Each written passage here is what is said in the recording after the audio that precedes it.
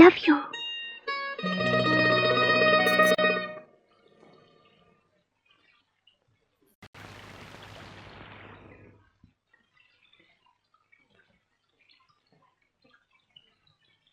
Madam? Madam? Yes? Your order, please.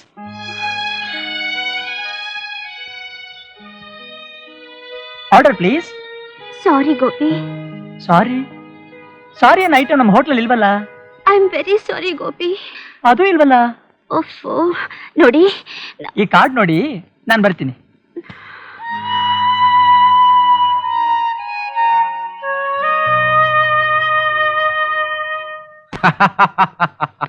Very good. ಅಂಥ ದೊಡ್ಡ ಬಾಕ್ಸನ್ನ ನೆಲ ಕಚ್ಚಿಸ್ಬಿಟ್ಟಿ ಅಂತೆ. ಕಾಲೇಜ್ನಲ್ಲಿ ರ್ಯಾಂಕ್ ಸ್ಟೂಡೆಂಟ್ ಅಂತೆ. ನನ್ನ ಮಗಳು ಪ್ರತಿನಿತ್ಯ ನಿನ್ನ ವಿಷಯನ ಹೇಳ್ತಿರ್ತಾಳೆ. ನಿಮ್ಮ ಮಗಳ? ಯಾರು ಸರ್ ಅವರು? ನೀನ್ ನೋಡೇ ಇಲ್ವೇ? ಇಲ್ಲ. ದೀಪಾ, ದೀಪಾ.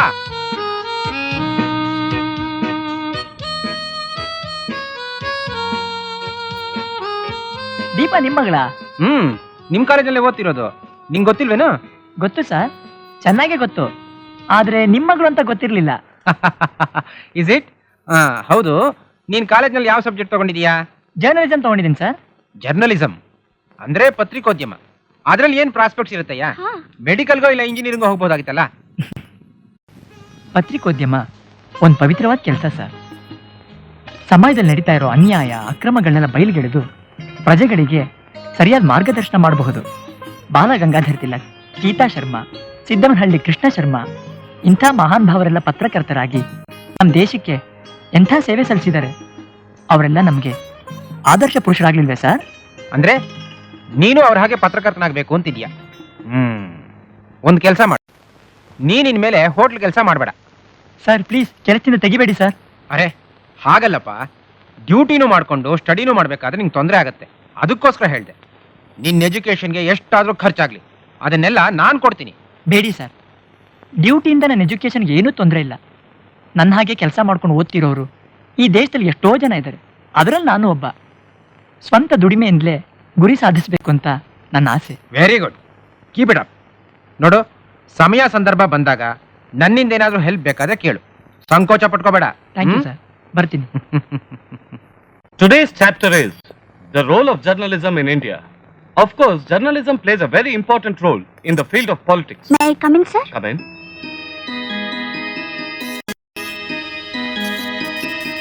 ಇದೇನಮ್ಮ, ನೀನ್ ಸೈನ್ಸ್ ಸ್ಟೂಡೆಂಟು, ಜರ್ನಲಿಸಂ ಕ್ಲಾಸಿಗೆ ಬಂದ್ಬಿಟ್ಟಿದೆಯಲ್ಲ? ಸೈನ್ಸ್ ಇಂದ ಜರ್ನಲಿಸಂಗೆ ಸಬ್ಜೆಕ್ಟ್ ನ ಚೇಂಜ್ ಮಾಡ್ಕೊಂಡಿದ್ದೀನಿ ಸರ್. ಅದೇನಮ್ಮ ಸಡನ್ ಚೇಂಜು? ಪತ್ರಿಕೋದ್ಯಮ ಒಂದು ಪವಿತ್ರವಾದ ಕೆಲಸ ಸರ್. ಸಮಾಜದಲ್ಲಿ ನಡೀತಾ ಇರೋ ಅನ್ಯಾಯ ಅಕ್ರಮಗಳನ್ನೆಲ್ಲ ಬಯಲಿಗೆಳೆದು ಪ್ರಜೆಗಳಿಗೆ ಸರಿಯಾದ ಮಾರ್ಗದರ್ಶನ ಮಾಡಬಹುದು. ಬಾಲಗಂಗಾಧರ್ ತಿಲಕ್, ಗೀತಾ ಶರ್ಮಾ, ಸಿದ್ದಮನಹಳ್ಳಿ ಕೃಷ್ಣ ಶರ್ಮಾ ಇಂಥ ಮಹಾನುಭಾವರೆಲ್ಲ ಪತ್ರಕರ್ತರಾಗಿ ದೇಶಕ್ಕೆ ಎಂತಹ ಸೇವೆ ಸಲ್ಲಿಸಿದ್ದಾರೆ. ಅವರೆಲ್ಲ ನಮಗೆ ಆದರ್ಶ ಪುರುಷರಾಗಿಲ್ವೇ sir? Very good, very good. ಚೆನ್ನಾಗಿ ತಿಳ್ಕೊಂಡಿದ್ಯಮ್ಮ. ಹೋಗಿ ಕೂತ್ಕೋ. Thank you sir.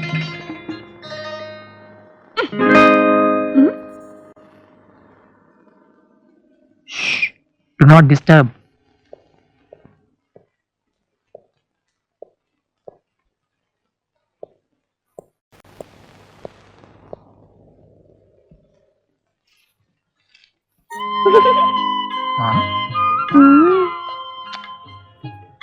ಓಹೋ, ಗೆದ್ದ ದೊಡ್ಡಸ್ತಿಕೆ. ಗಪ್ಚೇಪ್. ಹೆಣ್ಣು ಕಾಣದ ಗಂಡು. ಸೇಡು ಬಾಳಿಗೊಂದು ಕೇಡು. ಪ್ರೀತಿಸಿದ್ದು ನಿನ್ನನ್ನೇ. ಆಹಾ, ಪ್ರೀತಿಗುಂಟು ರೀತಿ ನೀತಿ. ಆಹಾ, ಬಂಗಾರದ ಮನುಷ್ಯ.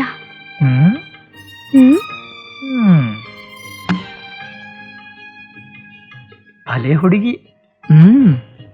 ತನುವು ನಿನ್ನದು, ಮನವೂ ನಿನ್ನದು.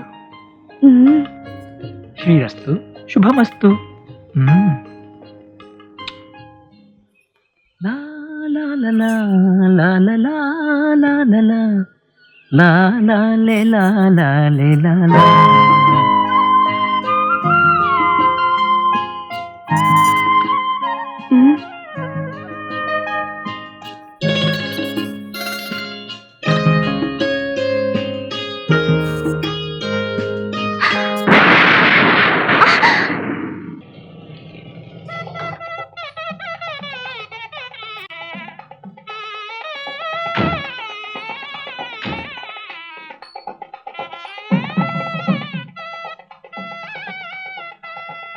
ನಮಸ್ಕಾರ ಸ್ವಾಮಿ.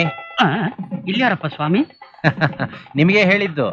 ನನಗ ಏನ್ ಕಾತೈತಪ್ಪ ಶಿವ, ಭಾರಿ ಕಾರಿಂಜನ, ಈ ಭಿಕಾರಿನ ಸ್ವಾಮಿ ಅಂತವ್ರೆ. ಏನಾಗ್ಬೇಕಾಗಿತ್ತು? ಗೋಪಿ ನಿಮ್ ಮಗ ತಾನೆ? ಹೌದು ಸ್ವಾಮಿ. ತಾವು ಓ, ನೀವು ಗೋಪಿ ಅವ್ರ ಯಜಮಾನ್ರಲ್ವೇ? ಬನ್ನಿ ಬನ್ನಿ ಬನ್ನಿ ಬನ್ನಿ. ಹಾ, ಕೂತ್ಕೊಳ್ಳಿ ಕೂತ್ಕೊಳ್ಳಿ. ನೋಡಿ, ಇವಳು ನನ್ನ ಮಗಳು ದೀಪ. ನಿಮ್ ಮಗ ಇವಳು ಮನಸ್ಸು ಕದ್ಬಿಟ್ಟಿದ್ದಾನೆ. ಮನಸ ಪರ್ಸ ಏನಪ್ಪ ಇದು? ಹೆದರ್ಬೇಡಿ, ತಮಾಷೆಗೆ ಹೇಳ್ದೆ. ನಮ್ ದೀಪ ನಿಮ್ ಗೋಪಿನ ಪ್ರೀತಿಸ್ತಾ ಇದ್ದಾಳೆ. ನನಗೂ ನಿಮ್ ಹುಡುಗ ತುಂಬಾ ಮೆಚ್ಚುಗೆ ಆಗಿದ್ದಾನೆ. ನಮ್ ಹುಡುಗಿ ನಿಮಗ್ ಮೆಚ್ಚುಗೆ ಆಯ್ತು ಅಂತಂದ್ರೆ ಆದಷ್ಟು ಬೇಗ ಮದುವೆ ಮುಗಿಸ್ಬಿಡೋಣ. ಏನು, ಗೋಪಿಗೆ ನಿಮ್ ಮಗಳನ್ನ ಕೊಟ್ಟು ಮದುವೆನಾ? ಇದೇನು ಕನಸ ಭ್ರಮೇನಪ್ಪ? ಕನಸು ಅಲ್ಲ, ಭ್ರಮೇನೂ ಅಲ್ಲ, ನಿಜವಾಗ್ಲೂ ಕೇಳ್ತಿದ್ದೀನಿ. ಆ ಬ್ರಹ್ಮ ಹಾಕಿರೋ ಗಂಟೆ ಭದ್ರವಾಗಿರ್ಬೇಕಾದ್ರೆ ಈ ಭದ್ರಣ್ಣನೇನ್ ಕೇಳ್ತೀರಿ? ಧಾರಾಳವಾಗಿ ನಡೆಸಿ.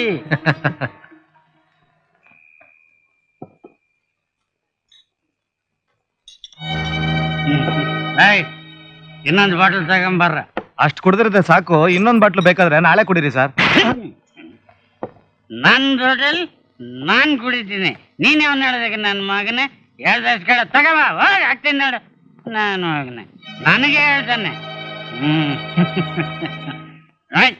ಯಾರವನು? ಏನಪ್ಪ ಇದು, ಮತ್ತೆ ಕುಡಿಯೋದಕ್ಕೆ ಶುರು ಮಾಡ್ಬಿಟ್ಯಾ? ನನಗೆ ತುಂಬಾ ಖುಷಿಯಾಗಿದೆ, ಕುಡಿತೀನಿ. ನೀನ್ ಯಾವನ ಕೇಳೋದಕ್ಕೆ? ನಾನು ನಿನ್ ಮಗ. ಆಸ್ಪತ್ರೆಯಲ್ಲಿ ಕುಡಿಯೋದಿಲ್ಲ ಅಂತ ನನ್ ಮೇಲೆ ಆಣೆ ಇಟ್ಟು ಈ ಕುಡಿತಾ ಇದೆಯಲ್ಲ, ಇದು ಸರಿನಾ? ಆಣೆ ಇಟ್ರೆ ಏನೋ ಆಯ್ತು, ನಿನ್ ಮೇಲೆ ತಾನೇ ಇಟ್ಟಿದ್ದು. ನೀನೇ ನನ್ನ ಮಗನ? ನನಗೆ ಮಗನೂ ಇಲ್ಲ, ಯಾರು ಇಲ್ಲ. ಹೋಗಲ್ಲ. ಏನಂತೆ ನೀನು? ನಾನ್ ನಿನ್ ಮಗ ಅಲ್ವಾ?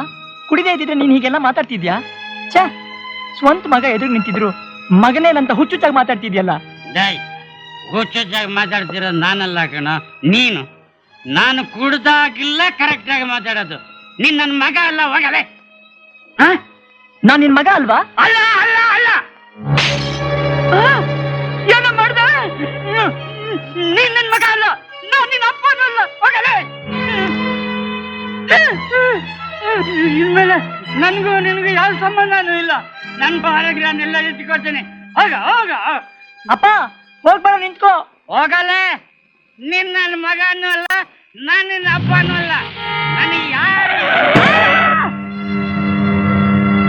ಅಪ್ಪ!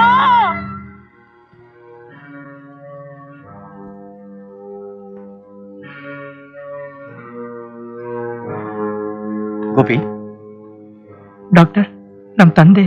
I am so sorry Gopi, ಅವ್ರನ್ನ ಉಳಿಸ್ಕೊಳಕ್ ಆಗ್ತಾ ಇಲ್ಲ.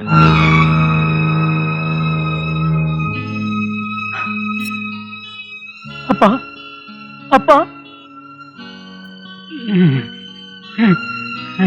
ಗೋಪಿ, ಇಷ್ಟೇ ದಿನ ಒಂದು ವಿಷಯನ ನಿನ್ನ ಹತ್ರ ಹೇಳಿರ್ಲಿಲ್ಲ, ಆದ್ರೆ ಇವತ್ತು ಹೇಳ್ತೀನಿ. ನಾನು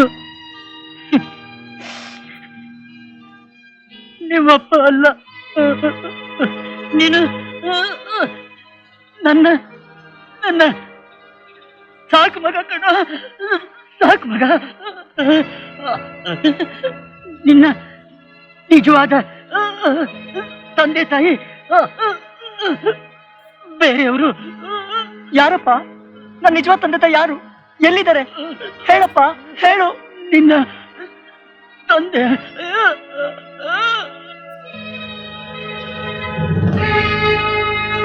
ಅಪ್ಪ ಅಪ್ಪ ಅಪ್ಪ ಅಪ್ಪ.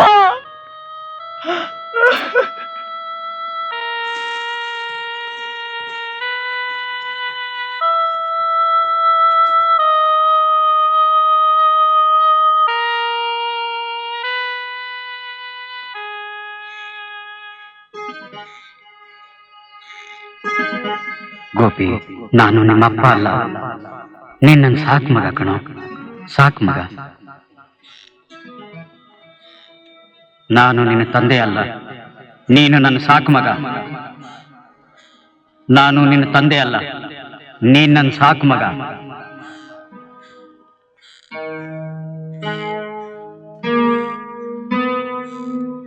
ಗೋಪಿ, ಬಾ, ನಮ್ಮನೆಗೆ ಹೋಗೋಣ.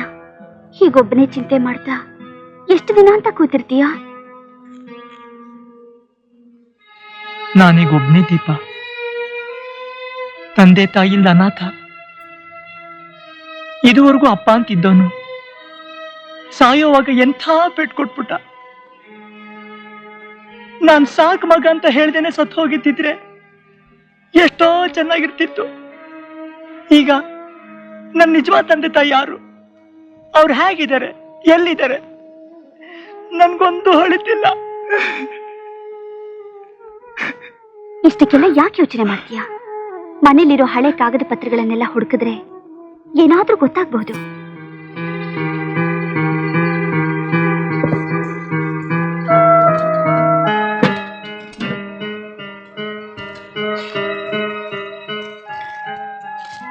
ನೀನ್ ಇದನ್ನ ನೋಡ್ತಾ ಇರು.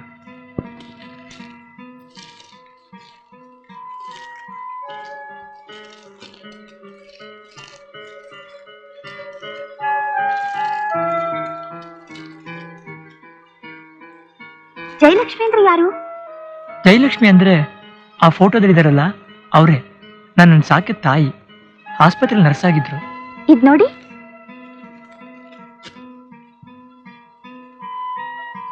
ಇದು 22 ವರ್ಷಗಳ ಹಿಂದೆ ಆಕೆನ ತುಮಕೂರು ಆಸ್ಪತ್ರೆಯಿಂದ ಹುಣಸೂರಿಗೆ ಟ್ರಾನ್ಸ್ಫರ್ ಮಾಡಿರೋ ಆರ್ಡರ್. ಹಾಗಾದ್ರೆ ತುಮಕೂರು ಆಸ್ಪತ್ರೆಯಲ್ಲಿ ವಿಚಾರಿಸಿದ್ರೆ ಏನಾದ್ರೂ ಗೊತ್ತಾಗುತ್ತಾ? ಟ್ರೈ ಮಾಡ್ತೀನಿ. ವಿಘ್ನೇಶ್ವರ, ನಾನು ಹೊರಟಿರೋ ಕಾರ್ಯದಲ್ಲಿ ಜಯಶೀಲನಾಗೋ ಹಾಗೆ ಆಶೀರ್ವಾದ ಮಾಡಪ್ಪ.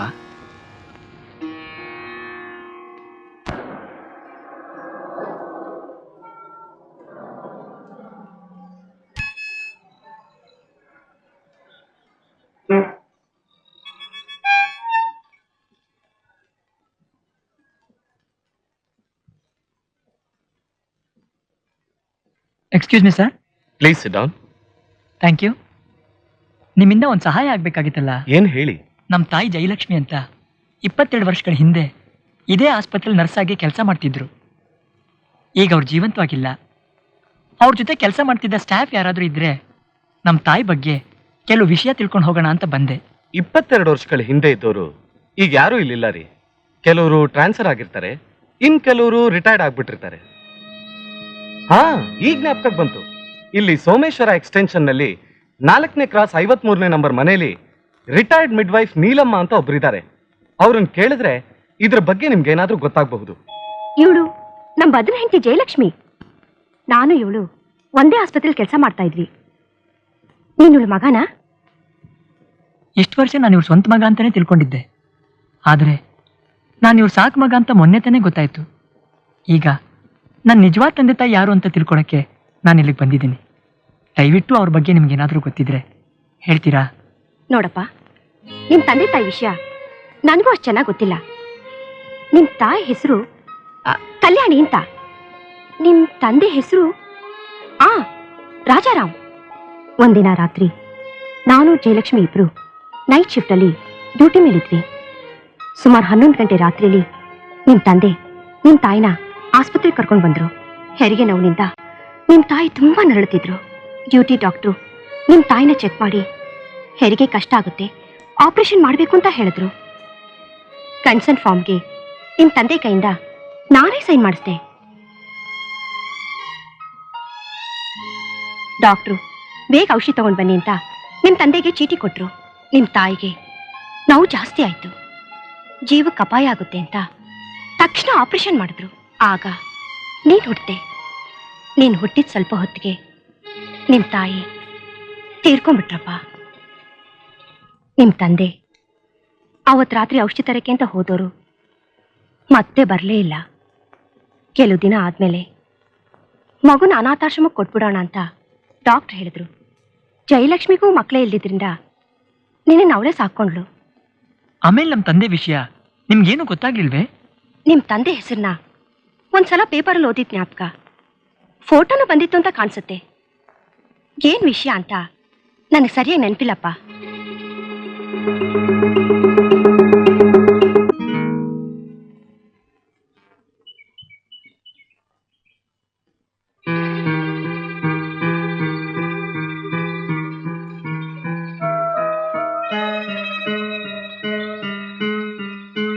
ಮುನ್ಸಿಫ್ ಕೋರ್ಟ್ ನ್ಯಾಯಾಧೀಶ ಕರುಣಾಮೂರ್ತಿ ಕೊಲೆ ಆಪಾದಿತನಾದ ಪತ್ರಕರ್ತ ರಾಜಾರಾಮ್ರವರ ವಿಚಾರಣೆಯಿಂದ ಅದು ಉದ್ದೇಶಪೂರಿತ ಕೊಲೆ ಎಂದು ರುಜುವಾತಾಗಿರುವುದರಿಂದ ನ್ಯಾಯಾಲಯವು ರಾಜಾರಾಮ್ರವರಿಗೆ ಜೀವಾವಧಿ ಶಿಕ್ಷೆಯ ತೀರ್ಪು ನೀಡಿದೆ.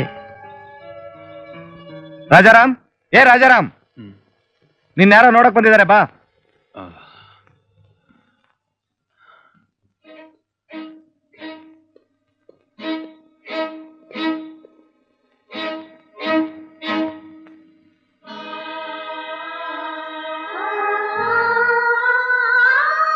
ಅಪ್ಪ, ಅಪ್ಪ, ಯಾರಪ್ಪ ನೀನು? ನಾನು ನಿನ್ ಮಗಪ್ಪ. ನೀವೇ ನನ್ನ ತಂದೆ. ತಂದೆ?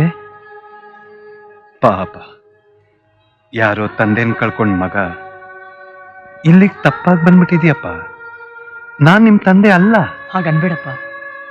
ಇಷ್ಟು ವರ್ಷ ನಾನು ಸಾಕ್ತವ್ರನ್ನೇ ತಂದೆ ತಾಯಿ ಅಂತ ತಿಳ್ಕೊಂಡಿದ್ದೆ. ನಿಜವಾದ ತಂದೆ ನೀನೇ ಅಂತ ಕಷ್ಟಪಟ್ಟು ಕಣ್ಣು ಹಿಡಿದು ನಿನ್ನ ಕಣ್ತುಂಬ ನೋಡೋಣ ಅಂತ ಬಂದೆ. 22 ವರ್ಷದ ಹಿಂದೆ ನೀವು ಅಮ್ಮನ ಆಸ್ಪತ್ರೆ ಬಿಟ್ಟು ಹೋದ್ರಂತಲ್ಲ, ಆಗ ಹುಟ್ಟಿದ ಮಗುನೇ ನಾನು. ನನ್ನ ಹೆಸರು ಗೋಪಿ ಅಂತ. ಗೋಪಿ? ನನ್ ಮಗನ? ಹೌದಪ್ಪ. ಕಲ್ಲ ಗೋಪಿ? ಅಪ್ಪ, ಗೋಪಿ, ಅಪ್ಪ, ಅಪ್ಪ.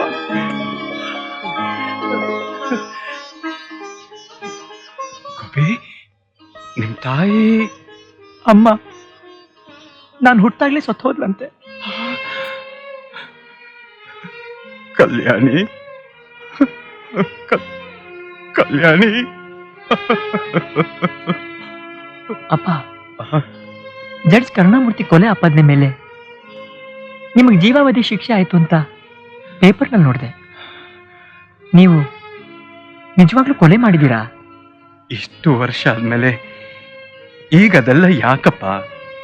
ನಿಮ್ಮನ್ನು ನೋಡಿದ್ರೆ ಕೊಲೆ ಮಾಡಿರೋ ಹಾಗೆ ಕಾಣಿಸ್ತಿಲ್ಲ. ನನ್ನ ಸಮಾಧಾನಕ್ಕಾದರೂ ದಯವಿಟ್ಟು ಏನ್ ನಡೀತು ಅಂತ ಹೇಳಪ್ಪ.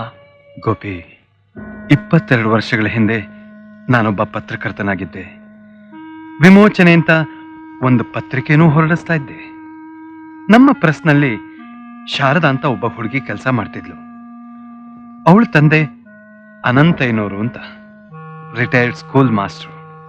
ಅವ್ರ ಹಿಂದೆ ಸ್ವಾತಂತ್ರ್ಯಕ್ಕೋಸ್ಕರ ಹೋರಾಡಿದ್ದವರು. ಅವ್ರಿಗೆ ಸ್ವಲ್ಪ ಜಮೀನಿತ್ತು. ಆ ಜಮೀನಲ್ಲಿ ಒಂದು ಸ್ಕೂಲ್ ಕಟ್ಟಿಸ್ಬೇಕು ಅಂತ ತುಂಬಾ ಆಸೆ ಇಟ್ಕೊಂಡಿದ್ರು. ಆ ಊರಿನಲ್ಲಿ ಸತ್ಯಮೂರ್ತಿ, ಧರ್ಮಯ್ಯ, ಪುಣ್ಯಕೋಟಿ ಅಂತ 3 ಜನ ರಾಕ್ಷಸರಿದ್ರು. ಪಾಪ ಅನಂತಯ್ಯನವರು ತಮ್ಮ ಜಮೀನಿನಲ್ಲಿ ಸ್ಕೂಲ್ ಕಟ್ಟಿಸ್ಬೇಕು ಅನ್ನೋ ಆಸೆಯಿಂದ ಅವ್ರ ಹತ್ರ ಸಹಾಯ ಮಾಡಿ ಅಂತ ಕೇಳಕ್ ಹೋದಾಗ ಆ 3 ಜನ ಚಂಡಾಲರು ಮೋಸದಿಂದ ಆ ಜಮೀನನ್ನ ತಮ್ಮ ಹೆಸರಿಗೆ ಬರೆಸ್ಕೊಂಡ್ರು. ಒಂದಿನ ಸರ್, ಪ್ರೂಫ್ ಎಲ್ಲ ರೆಡಿ ಆಗಿದೆ ಸರ್. ಅಂದಾಗೆ ಆ ಫೋಟೋ ಬ್ಲಾಕ್ಸ್ ಎಲ್ಲ ರೆಡಿ ಆಗಿದೆಯಾ? ರೆಡಿ ಇದೆ ಸರ್. ತಗೊಂಬಂದ್ಬಿಡಿಪ್ಪ. ಸರಿ ಸರ್.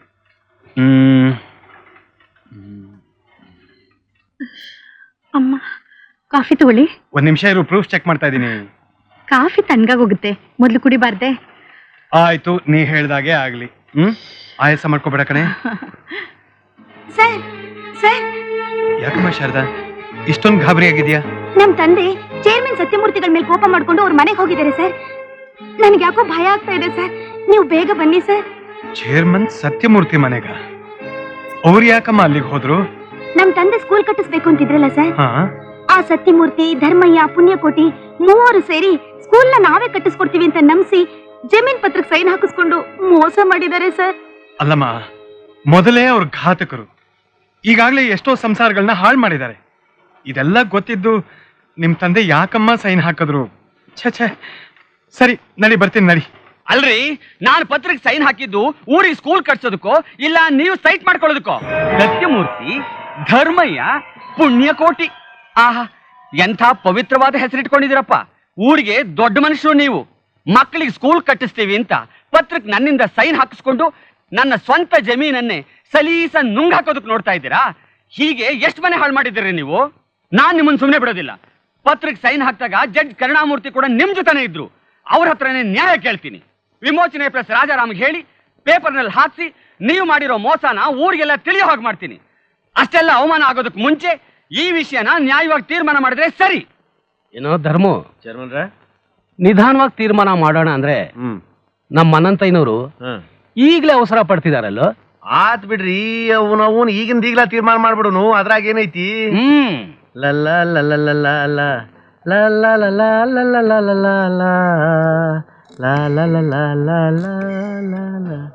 ಹಲೋ ಡಾಕ್ಟರ್ ದಯಾನಂದ್ರ ಶರಣ್ರಿ, ನಮ್ಮ ಚೇರ್ಮನ್ ಸತ್ಯಮೂರ್ತಿ ಅದಾರ ನೋಡ್ರಿ, ಅವ್ರ ಮನೆಗ ನೀವ್ ಈಗಿಂದ ಈಗ್ಲಾ ಬರ್ಬೇಕು ನೋಡ್ರಿ.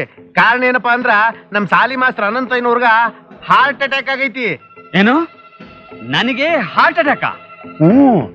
ಯಾಕೆ ಆತರ ಪಡ್ತೀರಿ ಮೇಷ್ಟ್ರೆ, ಸ್ವಲ್ಪ ಇರಿ. ಹಲೋ ಪೊಲೀಸ್ ಸ್ಟೇಷನ್, ಯಾರು 2 ಸ್ಟಾರ್ ಮೂರ್ತೇನ? ನಮ್ ಚೇರ್ಮನ್ರ ಮನ್ಯಾಗ ಸಾಲಿ ಮಾಸ್ಟರ್ ಅನಂತಯ್ಯ ಹಾರ್ಟ್ ಅಟ್ಯಾಕ್ ಆಗಿ ಶಿವನ್ ಪಾದ ಸೇರ್ಕೊಂಡ್ರು. ಮಹಜರ್ ಮಾಡ್ಬೇಕಾಗೈತಿ, ಲಗೂನ್ ಬಾ. ಏನ್ರಿ ಇದು ಅನ್ಯಾಯ? ನಾನು ಬದುಕಿದ್ರು ಸತ್ತಿದ್ದೀನಿ ಅಂತ ಸುಳ್ಳು ಬಗಳ್ತಿದ್ದೀರಲ್ಲ.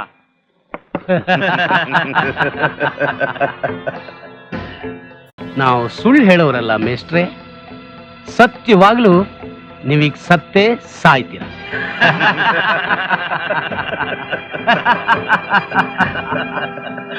ವಿಮೋಚನೆ ಪ್ರೆಸ್ ಹೇಳ್ತೀಯಾ? ಅದಕ್ ಮೊದ್ಲು ನಾವೇ ನಿನ್ನ ಪ್ರೆಸ್ ಮಾಡಿ ನಿನ್ನ ಜೀವಕ್ಕೆ ವಿಮೋಚನೆ ಕೊಟ್ಬಿಡ್ತೀವಿ. ಆಗ್ಬಹುದಾ? ಏನ್ ಮಾಡ್ತಾ ಇದ್ದೀರಾ?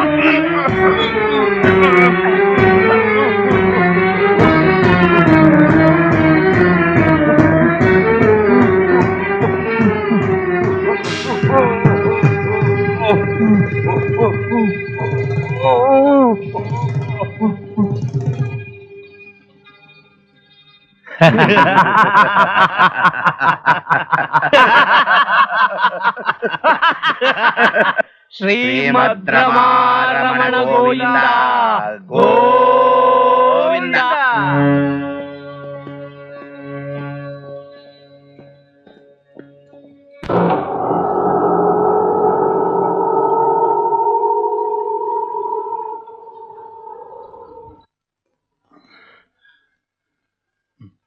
ತಗೋಪ್ಪ, ನೀ ಬಮ್ಮ.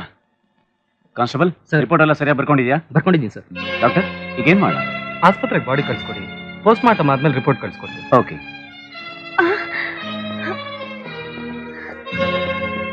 ಅಪ್ಪ ಅಪ್ಪ ಅಪ್ಪ, ಏನಾಯ್ತು ನಮ್ ತಂದೆಗೆ? ನಿಮ್ ತಂದೆ ಹಾರ್ಟ್ ಅಟ್ಯಾಕ್ ಆಗಿ ತೀರ್ಕೊಂಡ್ಬಿಟ್ರಮ್ಮ. ಅಪ್ಪ, ಮಿಸ್ಟರ್ ಸತ್ಯಮೂರ್ತಿ, ನೀವು ಸುಳ್ಳು ಹೇಳ್ತಾ ಇದ್ದೀರಾ. ಇದ್ದಕ್ಕಿದ್ದಾಗೆ ಹಾರ್ಟ್ ಅಟ್ಯಾಕ್ ಯಾಕ್ರಿ ಆಗತ್ತೆ? ಯಾಕಾಯ್ತು ಅಂದ್ರೆ ನಾನೇನಪ್ಪ ಹೇಳಿ, ಹಾರ್ಟ್ ಅಟ್ಯಾಕ್ ಆಗೋದು ಇದ್ದಕ್ಕಿದ್ದಾಗೆ ತಾನೆ. ಸುಳ್ಳು. ಹಾರ್ಟ್ ಅಟ್ಯಾಕ್ ಆಗಿದೆ ಅಂದ್ರೆ ನಾನ್ ನಂಬೋದಿಲ್ಲ. ನಮ್ಮ ತಂದೆ ಒಂದು ದಿನನೂ ತಲೆನೋವು ಜ್ವರ ಅಂತ ಮಲಗ್ದವ್ರಲ್ಲ. ಈ ಸಾವಿನ ಬಗ್ಗೆ ತನಿಖೆ ನಡೀಲೇಬೇಕು. ತನಿಖೆ ನಡೆಸೋದಕ್ಕ ಇದ್ರಾಗ ಏನೈತ್ರಿ ಸಿಸ್ಟರ್? ಹೌದಲ್ರಿ ರಾಜಾರಾಮ್ರ? ಡಾಕ್ಟರ್ ಬಂದು ಟೆಸ್ಟ್ ಮಾಡಿ ಮಾಸ್ಟರ್ ಹಾರ್ಟ್ ಅಟ್ಯಾಕ್ ನಿಂದ ಸತ್ಯಾರ ಅಂತ ಹೇಳ್ಯಾರ. ಪೊಲೀಸರು ಬಂದು ಮಾಜರ್ ಮಾಡ್ಯಾರ. ಈ ನಾಟಕ ಎಲ್ಲ ನನ್ನ ಹತ್ರ ನಡೆಯೋದಿಲ್ಲ. ನಿನ್ನೆವರೆಗೂ ಆರೋಗ್ಯವಾಗಿದ್ದರು ಇವತ್ ನಿಮ್ಮನೆಗೆ ಬಂದು ಸತ್ತಿದ್ದಾರೆ ಅಂದ್ರೆ ಏನ್ರಿ ಅರ್ಥ? ಇದನ್ನ ನಾನ್ ಸುಮ್ಮನೆ ಬಿಡೋದಿಲ್ಲ. ನಾವು ಮಾತ್ರ ಸುಮ್ಮನೆ ಬಿಟ್ಬಿಡ್ತೀವೇನಪ್ಪ? ಅನಂತಯ್ಯನವರೇನು ಸಾಧಾರಣ ಮನುಷ್ಯನ? ಹಿಂದೆ ಈ ದೇಶದ ಸ್ವಾತಂತ್ರ್ಯಕ್ಕೋಸ್ಕರ ಹೋರಾಡಿದವರು, ಸ್ಕೂಲ್ ಮೇಸ್ಟರ್ ಆಗಿ ಎಷ್ಟೋ ಜನ ಮಕ್ಕಳಿಗೆ ವಿದ್ಯಾದಾನ ಮಾಡಿದವರು. ಇಂಥ ಮಹಾನ್ ಭಾವರು ಸತ್ರು ಅಂದ್ರೆ ನಾವು ಸುಮ್ಮನೆ ಇರ್ತೀವ? ಬಹಳ ಭಕ್ತಿ ಗೌರವದಿಂದ ಅವರ ಅಂತ್ಯ ಸಂಸ್ಕಾರ ನಡೆಸ್ತೀವಿ. ಮಿನಿಸ್ಟರ್ ಲೆವೆಲ್ನಲ್ಲಿ ಸಂತಾಪ ಸೂಚಕ ಸಭೆ ನಡೆಸ್ತೀವಿ. ಊರಾಗ ಅವ್ರ ಹೆಸರಿನ ಮೇಲ ದೊಡ್ಡದೊಂದು ಸ್ಮಾರಕ ಕಟ್ಟಿಸ್ತೀವ್ರಿ. Shut up you rascals. ಬದುಕಿರೋರ್ನ ಸಾಯಿಸ್ಬಿಟ್ಟು ಸ್ಮಾರಕ ಕಟ್ತೀನಿ ಅಂತ ಹೇಳ್ತೀರಾ? ಇದನ್ನೆಲ್ಲ ನನ್ನ ಪೇಪರ್ನಲ್ಲಿ ಬರೆದು ನೀವು ಮಾಡಿರೋ ಅನ್ಯಾಯನ ಎಲ್ರಿಗೂ ಗೊತ್ತಾಗೋ ಹಾಗೆ ಮಾಡ್ತೀನಿ.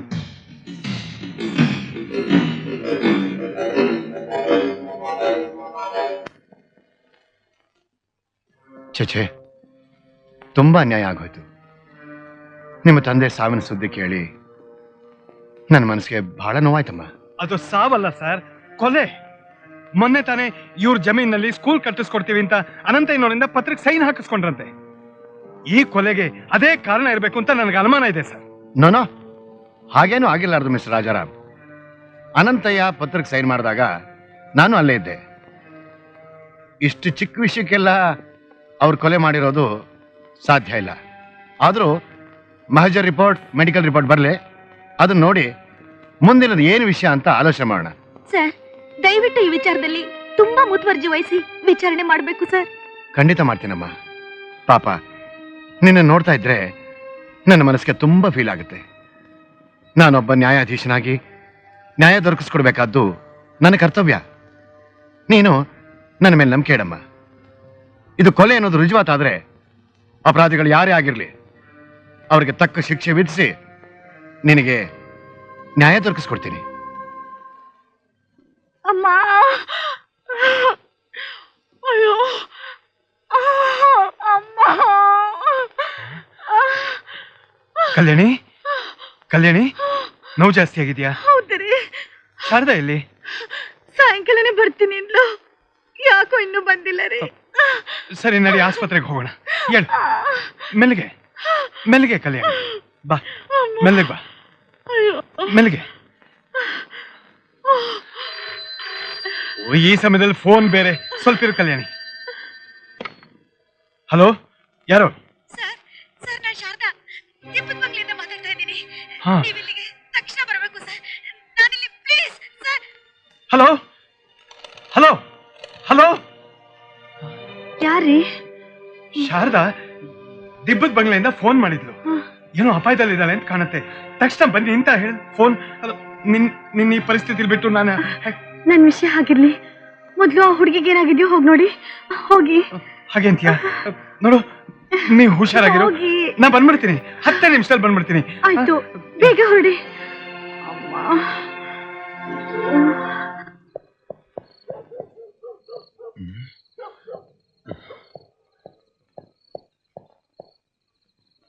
ಶಾರದಾ, ಶಾರದಾ,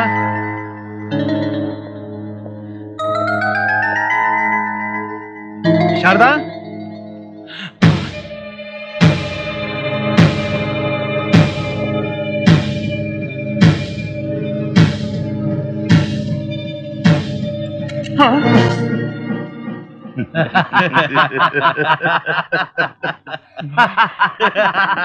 ರಾಜಾರಾಮ್, ಇನ್ಸ್ಪೆಕ್ಟರ್ ನೋಡಿ, ಜಡ್ಜ್ ಸಾಹೇಬ್ರನ್ನ ಯಾರೋ ಕೊಲೆ ಮಾಡ್ಬಿಟ್ಟಿದ್ದಾರೆ.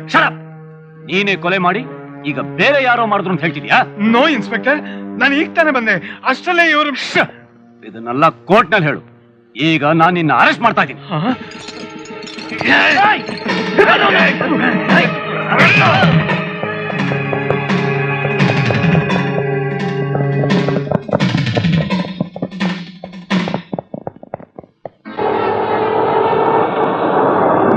ನಿಲ್ಸು, ಒಂದೇ ನಿಮಿಷ ಬಂದ್ಬಿಡ್ತೀನಿ.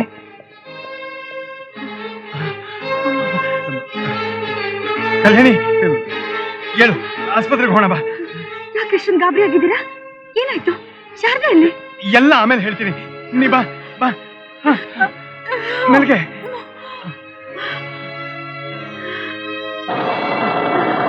ನರಿಪ್ಪ, ನರಿ. ನಿಮ್ ತಾಯಿನ ಆಸ್ಪತ್ರೆಯಲ್ಲಿ ಬಿಟ್ಟು ನಾ ಮೆಡಿಕಲ್ ಶಾಪ್ ಹತ್ರ ಬಂದಾಗ ಪೊಲೀಸ್ನವ್ರು ನನ್ನ ಅರೆಸ್ಟ್ ಮಾಡಿದ್ರು. ಜಡ್ಜಿ ಕೊಲೆನ ನಾವು ಕಣ್ಣಾರೆ ಕಂಡ್ವು ಅಂತ ಸತ್ಯಮೂರ್ತಿ, ಧರ್ಮಯ್ಯ, ಪುಣ್ಯಕೋಟಿ 3 ಜನನು ಕೋರ್ಟ್ಗೆ ಬಂದು ಸುಳ್ಳು ಸಾಕ್ಷಿ ಹೇಳಿ ನನಗ್ ಜೀವಾವಧಿ ಶಿಕ್ಷೆ ಸಿಗೋ ಹಾಗೆ ಮಾಡಿದ್ರಪ್ಪ. ನಿಮಗ್ ಫೋನ್ ಮಾಡಿದ ಶಾರದಾ ಎಲ್ಲಿ ಹೋದ್ಲಪ್ಪ? ಎಲ್ಲಿ ಹೋದ್ಲೋ ನನಗೂ ಗೊತ್ತಿಲ್ಲಪ್ಪ. ಆ ಚಂಡಾಲ್ರೆ ಅವಳು ಕೊಂದು ಹಾಕಿರ್ಬೇಕು. ಆ ದ್ರೋಹಿಗಳ ಅಟ್ಟಹಾಸ ಇವತ್ತಿಗೆ ಮುಗಿತಪ್ಪಾಜಿ. ಅವ್ರು ಮಾಡಿರೋ ಅನ್ಯಾಯಗಳನ್ನೆಲ್ಲ ಬಯಲ್ಗೆಳೆದು ಸತ್ಯಕ್ಕೆ ಜಯ ಸಿಗೋ ಹಾಗೆ ಮಾಡ್ತೀನಿ. ಬೇಡ ಗೋಪಿ, ಬೇಡಪ್ಪ. ಈ ಪ್ರಪಂಚದಲ್ಲಿ ಸತ್ಯ ಯಾವತ್ತೋ ಸತ್ತು ಹೋಗಿದೆ. ಆ ಸತ್ಯಕ್ಕೋಸ್ಕರ ಹೋರಾಡಿದ್ರಿಂದನೇ ಇವತ್ತು ನನಗೆ ಈ ಪರಿಸ್ಥಿತಿ ಬಂದಿರೋದು. ಆ ದೇವರು ನಿಜವಾಗ್ಲೂ ದಯಾಮಯನೇಪ್ಪ. ಇಷ್ಟು ವರ್ಷ ಆದ್ಮೇಲೆ ನನ್ನ ಮಗನ್ನ ಕಣ್ತುಂಬ ನೋಡೋ ಅವಕಾಶನ ಕಲ್ಪಿಸ್ಕೊಟ್ಟಿದ್ದಾನೆ. ನನಗೆ ಅಷ್ಟೇ ಸಾಕು, ಅಷ್ಟೇ ಸಾಕು. ನೀನು ನನ್ನ ಆಯುಸ್ಸನ್ನು ತಗೊಂಡು 100 ವರ್ಷ ಚೆನ್ನಾಗಿರು ಕಂದ. ನಿಮ್ಮನ್ನ ಈ ಪರಿಸ್ಥಿತಿಲಿ ಬಿಟ್ಟು ನಾನ್ 100 ವರ್ಷ ಬಾಳ್ಬೇಕಪ್ಪಾಜಿ. ಏನೇ ಆಗ್ಲಿ ನಾನು ಇದನ್ನ ಸುಮ್ಮನೆ ಬಿಡಲ್ಲ. ಬೇಡ ಕಂದ, ಬೇಡಪ್ಪ, ನನ್ನ ಮಾತು ಕೇಳು ಗೋಪಿ, ಬೇಡ ಕಣೋ.